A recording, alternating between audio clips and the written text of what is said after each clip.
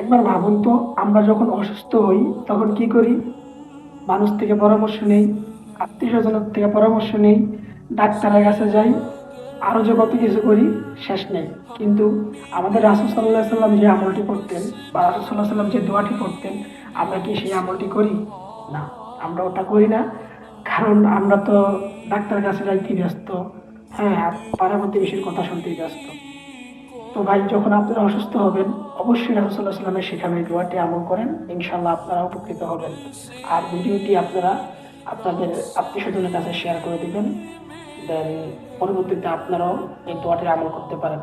তো দোয়াটি হচ্ছে, আল্লাহুম্মা রাব্বিন নাস আজহাবিল বাস ইশফি আনতা শাফি লা শিফা ইল্লা শিফাউক শিফাআন লা ইউগাদিরু সাকাম। অবশ্যই এই দোয়াটি আপনারা আমল করবেন। See you again.